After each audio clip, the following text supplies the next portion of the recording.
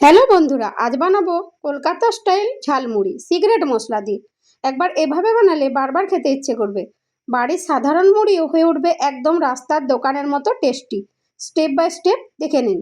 তো চলুন শুরু করি। সব থেকে প্রথমে একটা মশলা বানিয়ে নেব। কড়াই গরম করে দিয়ে দেব 1 চামচ গোটা জিরে আর 2টো শুকনো লঙ্কা। লঙ্কার পরিমাণ আপনারা কম বেশি করতে পারেন। এই মশলায় ঝালমুড়ির আসল স্বাদ বাড়িয়ে দেয়। ভাজার সময় দারুণ একটা গন্ধ বেরোবে। খুব বেশি পোড়াবেন না, তাহলে তেতো হয়ে যেতে পারে। কম মশলাতেই অসাধারণ ফ্লেভার চলে আসবে। এখন হালকা ভেজে নেব, গ্যাসের ফ্লেম থাকবে লো। ভাজা হয়ে গেছে।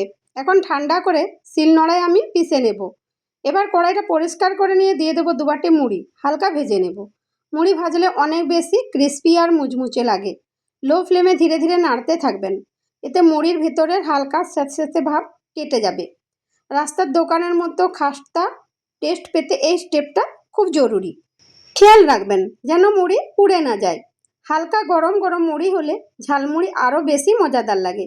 এবার মুড়ি ভাজা হয়ে গেছে, একটা বোলে নিয়ে নেব। দিয়ে দেবো কুচানো পেঁয়াজ, ভাজা বাদাম, কুচানো টমেটো, সেদ্ধ করা আলু ছোট ছোট করে কেটে নিয়ে অ্যাড করেছি, কুচানো কাঁচা লঙ্কা। আমি 4টে কাঁচা লঙ্কা কুচিয়ে নিয়েছি।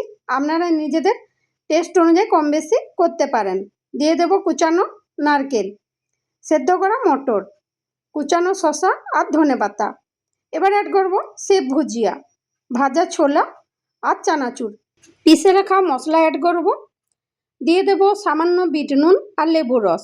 লেবুর রস দিলে একটা টক টক ফ্রেশ স্বাদ আসে। বিট নুন ঝালমুড়ির টেস্ট আরও বাড়িয়ে দেয়। এই ছোট ছোট টিপস এই ঝালমুড়ি হয়ে ওঠে একদম স্পেশাল। এবার আচারের মশলা আর সর্ষের তেল অ্যাড করব। সর্ষের তেল দিলে ঝালমুড়ির স্বাদ একদম অন্য লেভেলে চলে যায়। একটা ঝাঁঝালো সুন্দর ফ্লেভার আসে। কলকাতা স্টাইল ঝালমুড়ির আসল টেস্টটাই আসে সর্ষের তেল থেকে। এবার সব কিছু ভালো করে মিক্স করে নেব। সব মশলা যেন মুড়ির সঙ্গে ভালোভাবে মিশে যায়। মিক্স করার পরেই দারুণ একটা গন্ধ বেরোবে। দেখতেই এত লোভনীয় লাগবে যে খেতে আর অপেক্ষা করতে মন চাইবে না। কলকাতা স্টাইল ঝালমুড়ি তৈরি হয়ে গেছে। একদম দোকানের মতো মুচমুচে আর ঝালঝাল হয়েছে।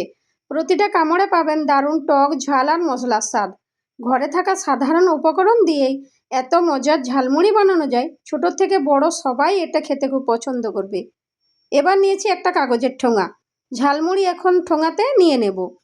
উপর থেকে আবার একটু সেব ভুজিয়া দিয়ে দেব। নারকেল আর কাঁচা লঙ্কা সাজিয়ে পরিবেশন করব। দেখতেই একদম কলকাতার রাস্তার ফেমাস ঝালমুড়ির মতো লাগছে।